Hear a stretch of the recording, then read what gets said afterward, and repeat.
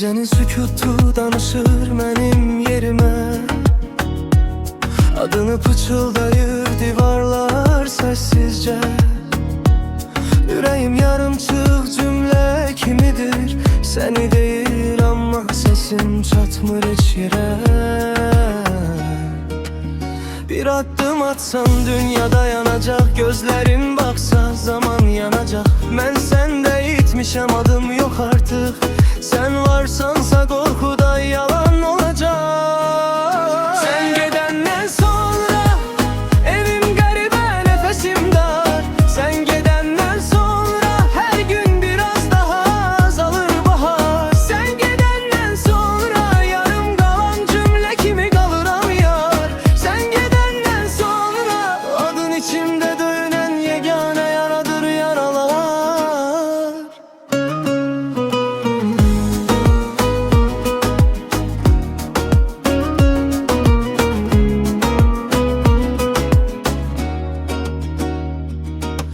Ben senden sonra özüm deyiləm, güzgüdə baxan yad adamam mən. Sevgi deyirdin getdin səssizcə, indi adın ürəyimdə yaranan dərdəm. Səssizliyin səsindən qulaqlarım kar, gülüşün yuxularımda hələ də var.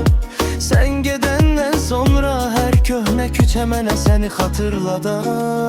Sən gedəndən sonra evim qəribə, nəfəsim dar. Sən gedəndən sonra hər gün biraz daha azalır bahar. Sən gedəndən sonra yarım qalan cümlə kimi qalıram yar.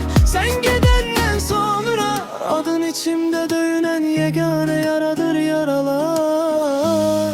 Hardasa bir yerdə gülürsən, bilmirəm kiminlə, mən isə danışıram öz-özümlə. Pəncərə qarşısında keçər deyən dostların səsi uzaqda itib keçmir axı adın hər gün içimdə təzədən yazılır. Sən gedəndən sonra